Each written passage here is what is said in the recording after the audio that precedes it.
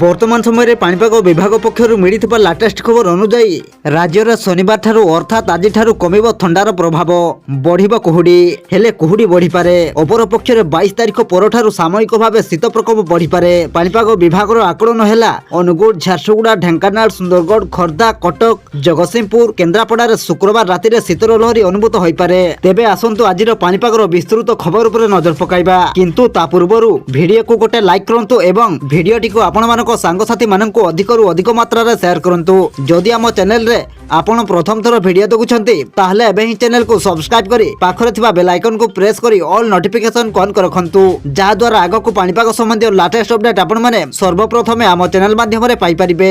पाणीपाग विभाग पक्षरु प्रकाशित रिपोर्ट अनुसार बालेश्वर, भद्रक, जाजपुर, केन्द्रापड़ा, कटक, जगतसिंहपुर, कलाहांडी, सुंदरगढ़, मयूरभंज, कंधमाल जिले में मध्यम धरणर कुहुडी संभावना अच्छी। अनुमान करा जाउछि जे दिनक परे राज्यर सर्वनिम्न तापमात्रा 2 रु 4 डिग्री बढ़ी पारे।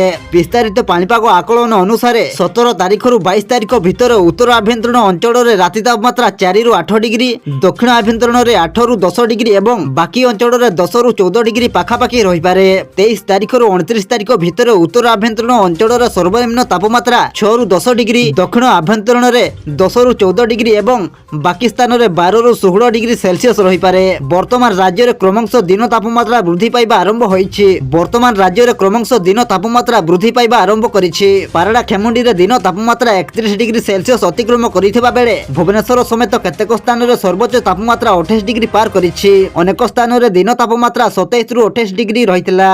बुधवार राति रे जी उदयगिरी तापमात्रा 5.2 डिग्री, फुलबाणी रे 7.3 डिग्री, राउरकेला रे 6.6 डिग्री, सिमिडीगुड़ा रे 7.7 डिग्री, झारसुगुड़ा रे 7.8 डिग्री, अनुगुल 8.6 डिग्री, ढेंकानाल रे 8.6 डिग्री, केन्दुझर रे 9.4 डिग्री, किरई रे 9.3 डिग्री थिला।